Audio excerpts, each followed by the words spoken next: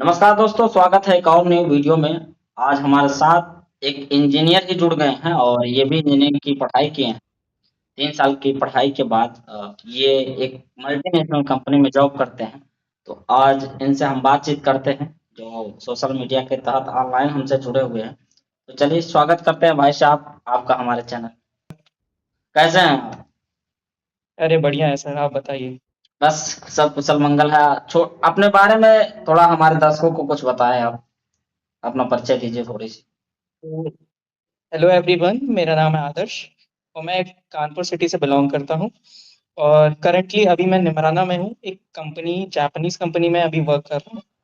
Just अभी मैं एक लाइंस पे वर्क करता हूँ। उस कंपनी में अभी एंटी वाइब्रेशन और पॉलीयूरेथेन के प्रोडक्ट्स बनते हैं, तो मैं अभी उसी कंपनी में ज्वाइन हुआ हूँ, जस्ट अ फ्रेशर। और प्रीवियस 2 मंथ्स हुए हैं मुझे भी ज्वाइन हुए। चलिए बहुत अच्छा लगा। तो अभी जैसा कि बताया आप कानपुर से हैं, जी। तो कानपुर से कैसे आप निमराना, जैसा कि निमराना राजस्थान में है, अलवर डिस्ट्रिक्ट में है, तो कैसे यहाँ पे अचानक आना हो गया, इसके बारे में थोड़ी सी बताएं। एक्चुअली मैंने गवर्नमेंट पॉलिटेक्निक झांसी से अपनी डिप्लोमा कंप्लीट करी थी, मैकेनिकल ऑटोमोबाइल से। सो वहाँ पे कैंपस सिलेक्शन हुआ था, तो वहाँ से मैं डायरेक्टली इधर आया हूँ निमराना। अब मैंने कंपनी ज्वाइन करी थी जैपनीज में। मैं अभी उसका मतलब नेम तो नहीं वो कर सकता एक्सप्लोर, हम्म। बट जस्ट वहाँ से ही अभी यहाँ आया। अच्छा, जैसा कि आप बताएं कि गवर्नमेंट पॉलिटेक्निक कॉलेज झांसी से किए हैं, तो कानपुर के रहने वाले हैं लेकिन आप पॉलिटेक्निक कहीं और से किए, झांसी से किए हैं। जी, एक्चुअली क्या है कि पॉलिटेक्निक में हम लोगों को एंट्रेंस एग्जाम देना होता है, हाँ जी, हाँ तो जी। उसके रैंक के हिसाब से हम लोगों को काउंसलिंग मिलती है। तो एक्चुअली क्या है कि जब मैंने फॉर्म फिलअप किया था तो मुझे लखनऊ चाहिए था, हम्म, बट पहली काउंसलिंग में झांसी आ गया। सो उस समय थोड़ा सा प्रॉब्लम भी थी पर्सनल। हम्म। तो डैड ने मुझे रिकमेंड करा कि आप अभी ज्वाइन कर लो मैकेनिकल से मैकेनिकल। तो और झांसी में मेरी नानी है, अच्छा, उसके तो बारे में दैट्स थोड़ा थोड़ा-सा हमारे दर्शकों को बता दीजिए, जो बच्चे अभी एंट्रेंस एग्ज़ाम की तैयारी करते हैं और पॉलिटेक्निक में एडमिशन लेना चाहते हैं, वो बच्चे बहुत डरे रहते हैं कि उन्हें गवर्नमेंट कॉलेज मिलेगा कि नहीं। तो कितना रैंक और कितना नंबर था कि आपको बहुत ईज़िली गवर्नमेंट कॉलेज मिल गया था पॉलिटेक्निक के? यार, वैसे सच बताऊं तो पॉलिटेक्निक का क्रेज थोड़ा सा कम हो चुका है। सो गवर्नमेंट पॉलिटेक्निक मिलना बहुत आसान है इस समय। आसान है? आप अगर 50,000, जी बिल्कुल आसान है, 50,000 में भी अगर हो, हुँ, तभी आप इजीली गवर्नमेंट जॉब, गवर्नमेंट, ये डिपेंड है कि आपको जितनी अच्छी रैंक होगी आपको उतना अच्छा कॉलेज मिलेगा, और जितनी रैंक होगी उतना ही मतलब थोड़ा सा कम स्कोप वाला तो सर आप बत कॉलेज मिलेगा। सर आप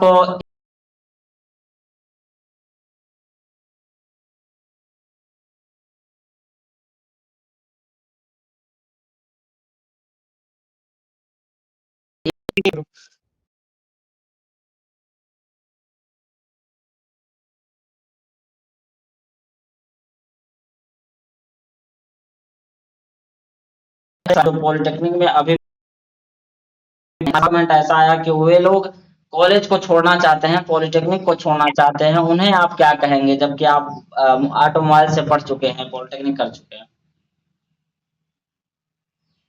फिलहाल मैं ये कहना चाहूंगा कि देखो, अगर कोई चीज स्टार्ट करी है तो बीच से छोड़ना बेकार है। और रही बात आपको स्कोप की, तो आजकल के टाइम में तो सब बीटेक वाले भी फिर रहे हैं, एमटेक वाले भी फिर। तो आप ये किसी में नहीं कह सकते कि आपको सब में स्कोप मिलेगा। बस ये है कि आप अगर किसी चीज को कर रहे हो तो मतलब उसकी नॉलेज गेन करो। जितनी आप उसकी नॉलेज करोगे उतना ही आगे सक्सेस पा सकते हो, और कोई ऐसा प्लेटफॉर्म नहीं होता कि आपको डायरेक्टली सक्सेस पे ही पहुंचा दे। ये बात तो सही कह रहे हैं। तो आपने बताया कि कॉलेज पर कैंपस प्लेसमेंट आया था, तो कौन-कौन सी ऐसी कंपनियां हैं या कहाँ-कहाँ की कंपनियां हैं, उसको जरा बताइए कि आपके कॉलेज पर कितनी कंपनियां गई थी और फिर आप अचानक राजस्थान निमराना में ही क्यों आए? इसके बारे में थोड़ी सी बताएं, कैंपस प्लेसमेंट के बारे में थोड़ा सा बताएं। ये क्या है कि मेरे कॉलेज में कम से 4 से 5 कंपनियां आई थी। हम्म, कुछ मैकेनिकल के लिए थी, कुछ इलेक्ट्रिकल के लिए भी थी। हम्म, तो जैसे मैकेनिकल के लिए आई थी तो जो पीएलआर आई थी हमारी, वो ग्वालियर में है, हमारी अडानी की कंपनी है वो। हम्म, और हिटाची आई थी, और एक जस्ट जो अभी मैं जॉइन करा है निमराना की वो आई थी, हुँ, और हमारी टीवीएस की आई थी, मिकुनी आई थी, हुँ, और आपकी टोयोटा आई थी। ठीक है। जैसा सॉरी टोयोटा नहीं, टीवीएस, नहीं नहीं sorry, TVS TVS. TVS TVS. तो ये जितने भी कंपनियाँ बता रहे हैं, एक अच्छी खासी कंपनियाँ हैं, नामियर कंपनियाँ हैं। उस समय जो आ रही थी वो कितना अप्रॉक्स रहती है? आप मोटी-मोटा हमारे दर्शकों को बता दीजिए कि एज़ अ फ्रेशर जितनी भी कंपनियाँ आई थी, वो कितना हद तक सैलरी दे रही थी? यार स्टार्टिंग में तो नॉर्मली 12,000 13,000 अप्रोक्स इतना ही जाता था, इन हैंड इतना पूरा या फिर 40 सीटीसी 40,000 बता इन हैंड ही बता रहा इन हैंड हूँ। मैं आपको इन हैंड बता रहा हूँ, किसी नहीं बता रहा। अच्छा, अच्छा यानी 12-13 हज़ार हैंड ही मतलब मोस्टली कंपनियाँ दे रही थी, हाँ? और प्रॉब्लम क्या होती है कि आप 12 13 हज़ार में वर्क तो कर लोगे, बट जहाँ पे आप उस जगह जाओगे वहां पे सरवाइव करना बहुत मुश्किल होगा उतने पेमेंट, तो क्योंकि भाई 10,000 या 12,000 में आप किसी दूसरे शहर जाके कर रहे हो तो थोड़ा सा डिफिकल्ट होता है। अच्छा कैंपस के थ्रू आपका जॉइनिंग हुआ है कंपनी में, तो कैंपस में क्या-क्या आपको इंटरव्यू में फेस करने पड़े थे? उन कठिनाइयों के बारे में थोड़ा बताइए। क्या कैसे सवालात पूछ रहे थे इंटरव्यूअर? वैसे तो अगर भाई क्योंकि फ्रेशर है, हम लोगों ने फर्स्ट टाइम इंटरव्यू लिया, तो मैंने कहानी स्किल से वहाँ से मुझे सर्टिफिकेट लगा हुआ है। हुँ। तो वो मतलब क्या, वो ट्रेनिंग से आपका कॉन्फिडेंस तो थोड़ा मतलब वो आपसे खाली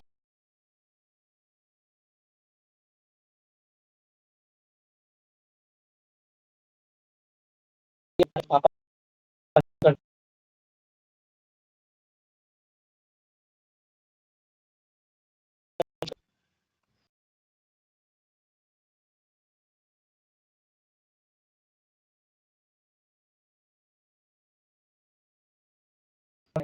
आते हैं।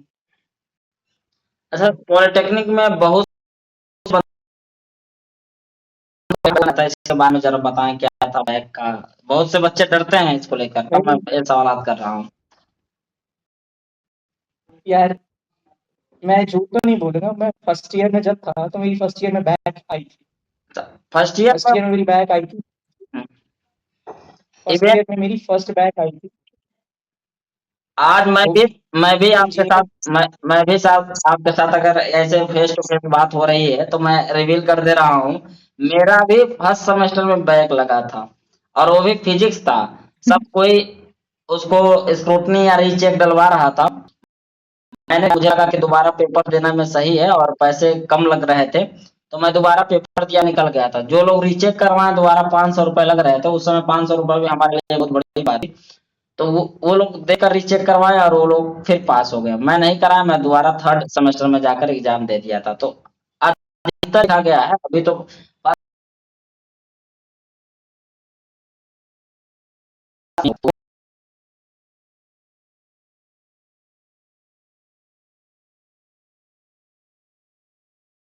तो क्लियर है ना? फाइनल में और कोशिश भी यही करनी चाहिए कि फाइनल में बैक ना आए। एक्चुअली क्या होता है, आप सिस्टम थोड़ा सा चेंज हो गया है। अगर अब आपकी फाइनल ईयर में बैक आती है तो वो आपके डिप्लोमा में शो होती है। अच्छा अभी रूल्स चेंज हुए हैं, हाँ?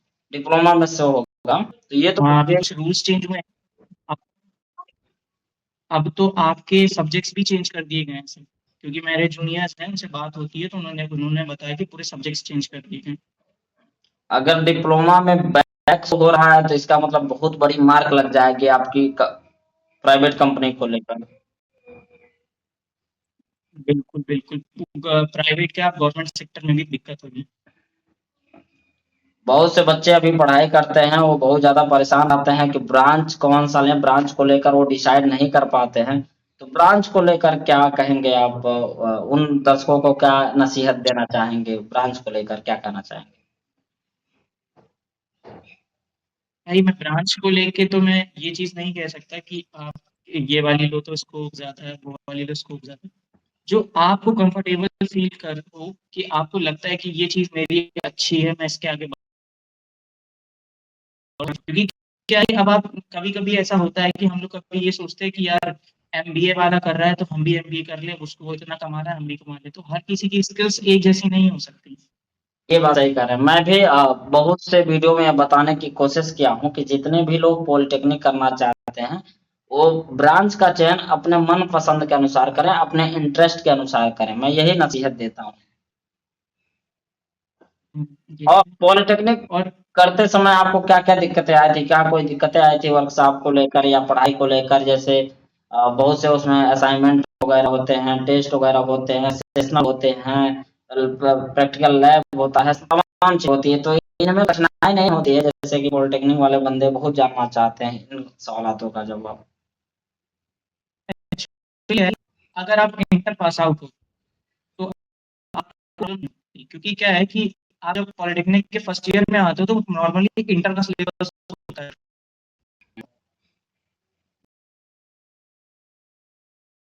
लेकिन हाई स्कूल वाला बंदा करता है तो उसको थोड़ी दिक्कत है। तो नया पैटर्न होता है, चेंज हो जाता है, वो ट्रिग्नोमेट्री से डायरेक्टली वो बहुत दिक्कत देता है। क्योंकि जस्ट मेरे भी कुछ फ्रेंड्स थे जो हाई स्कूल करके आए थे, तो वो मतलब मैथ्स में बहुत, फिजिक्स में बहुत दिक्कत होती है, केमिस्ट्री में दिक्कत। यानी तो कहना क्या है चाहते हैं कि कि अगर आप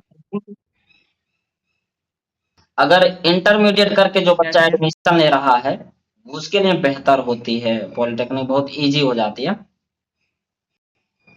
हाँ, ईज़ी हो जाती है। लेकिन हाई स्कूल वालों के लिए ऐसा नहीं कि हाई स्कूल वाले कर नहीं सकते, बट क्या है उनको थोड़ी-सी मेहनत ज़्यादा करनी पड़ती है। हाँ जी। आपसे बात करके बहुत अच्छा मैंने लगा जब और जैसा कि आप बताया कि 2 महीना हो गए, मैं राजस्थान के निमराना शहर में सोसाइटी में जो भी आप काम कर रहे हैं 2 महीने से और उसके दौरान कंपनी के बारे में ज़रा आप बताएँ कि कंपनी में क्या कठिनाइयाँ आती है? जैसे कॉलेज का बंदा काम के लिए कॉलेज में पढ़ाई करता था बंदा वो और फिर अभी कंपनी में आकर काम करना पड़े,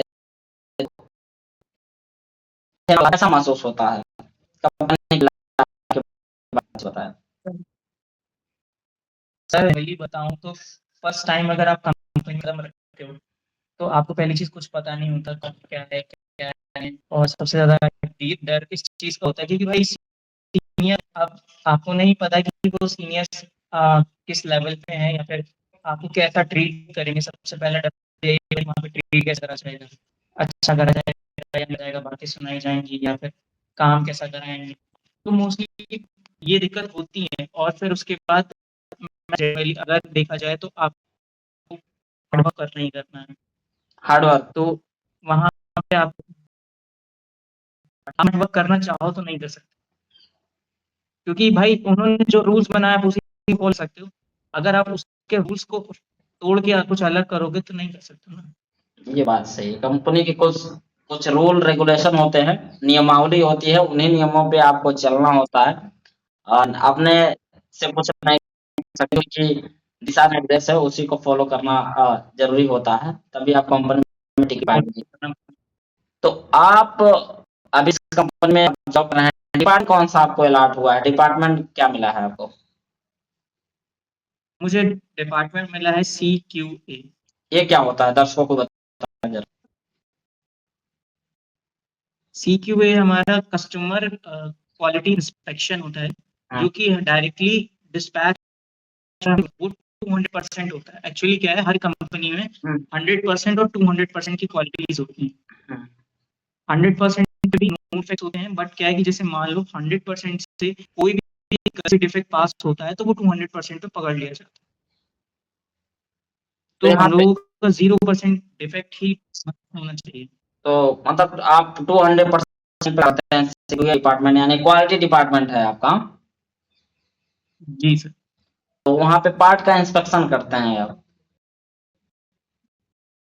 पार्ट्स का इंस्पेक्शन करते हैं हम लोगों के एंटी वाइब्रेशन पार्ट्स और पॉलीयूरेथेन के पार्ट्स। अच्छा, पार्ट को इंस्पेक्शन करते समय कोई सावधानी बरतनी होती है क्या या इंजीनियर का कितना दबाव रहता है काम को लेकर कितना बार-बार कैसे करना होता है ये इसके बारे में ज़रा बताएँ?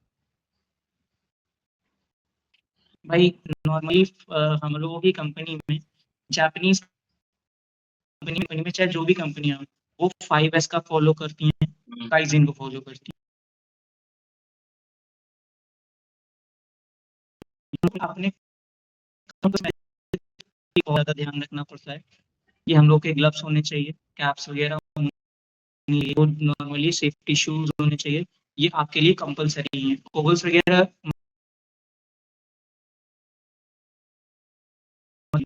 आपको वहाँ 5S होना चाहिए आपकी डेस्क पे, आपके लाइन जो भी है, आप जिस भी स्टेशन पे लगते हो वो 5S होना चाहिए।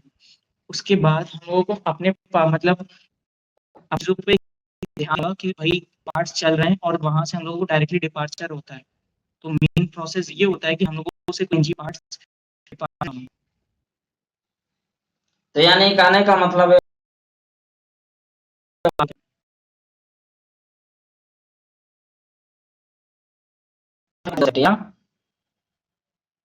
बिल्कुल, बिल्कुल। अच्छा, बहुत लोगों का क्वेश्चन काम करते हैं तो सैलरी को बहुत से लोग सैलरी बताना नहीं चाहते। फिर भी मेरा आखिरी क्वेश्चन यही रहेगा आपसे कि इस दौरान आपको सैलरी कितना मिल रही है? को बताएं, क्योंकि मैं आप पे दबाव सैलरी को रिवील नहीं करना चाहते। तो जरूर आप मेरे दर्शकों को थोड़ा बहुत जरूर बता दें मोटी-मोटा, जिससे एक अंदाजा है तौर पे डिप्लोमा होल्डर को। तो मैं सीटीसी बताऊँ या फिर एनएम बताऊँ? आप सीटीसी और इन हैंड दोनों एप्रोक्स बता दें कि मोटी-मोटा इतना मिल सकता है, जो बच्चे अभी फ्रेशर के तौर पे आ रहे हैं। यार सीटीसी की बात करें तो 20,100 तक, और अगर एनएम की बात करें तो एप्रोक्स 40-50 ना? यानी कहने का मतलब होता है कि 15 से 16, 17, 18 हजार आप मान सकते हैं कि इन हैंड मिल सकता है। सीटीसी 20, 22, 24 भी ये कह रहे हैं। ये सीटीसी चीज़ें कंपनी के ऊपर डिपेंड करती हैं। आप जितनी अच्छी कंपनी में जॉइन करोगे, आपका सीटीसी और इन हैंड की सैलरी उतनी अच्छी होगी। आपसे बहुत अच्छा लगा मुझे। इतना कीमती समय देने के लिए मैं आपका आभार व्यक्त करना चाहूँगा। और ऐसी जानकारी आपने साझा किया जो एज़ अ फ्रेशर मुझे लगता है हर बंदों में ऐसी काबिलियत नहीं होती है, जो इतने बेखौफ बोल सके और इतनी अच्छी जानकारी को साझा कर सके। फिर आपका धन्यवाद करना चाहूँगा। और मैं और मुझे लगता है जितने भी दर्शक ये वीडियो देखे होंगे और जितने भी लोग क्वेरी होगी उनकी, वो निश्चित रूप से कमेंट बॉक्स में अपनी क्वेरी को पूछेंगे। आदर्श सर खुद अपने चैनल बिल्कुल, नेक्स्ट टाइम फिर आ जाऊँगा मैं। ठीक है, फिर हम लोग वीडियो के साथ आ जाएँगे और फिर आप लोगों की जो इतनी भी क्वेरी होगी उनको क्लियर करेंगे, सॉर्ट आउट करेंगे। चैनल पर नए हो तो सब्सक्राइब करें। मिलते हैं नए वीडियो के साथ। भाई जी आपके लिए भी बाय-बाय, धन्यवाद।